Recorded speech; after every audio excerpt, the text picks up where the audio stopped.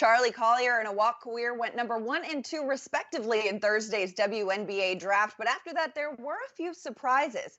I'm Madelyn Burke for Sports Illustrated here with Greydy Diaz. And Greydy, when we watched the draft unfold, who are some names that you were expected to hear called sooner?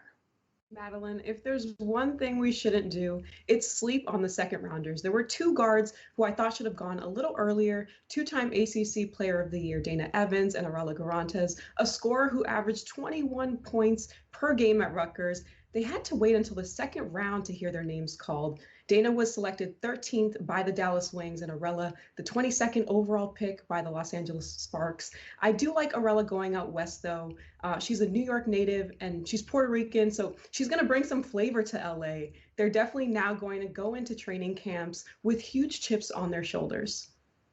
Now, it was interesting for me to see Kaiser Gondrzak picked number 4 overall. She's the highest draft pick in West Virginia women's basketball history. She does play the same position as the Fever's best player, Kelsey Mitchell, so I'm curious to watch how that is going to unfold. But also Aari McDonald, she was drafted 3rd.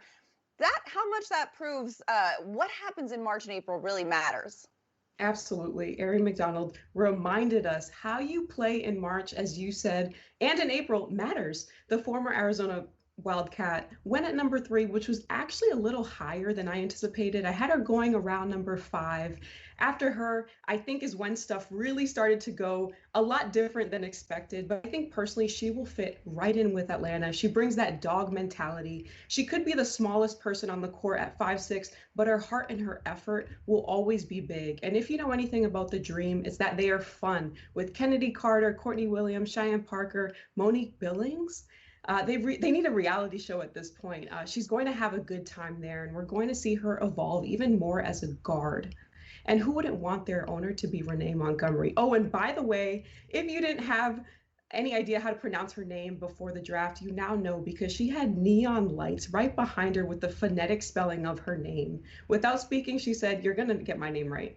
Yeah. Air-E. And hey, I feel like there's a lot of plays to be made on that once her WNBA career starts to take off. 25th WNBA season tips off May 14th. Greydy, thanks so much for taking the time.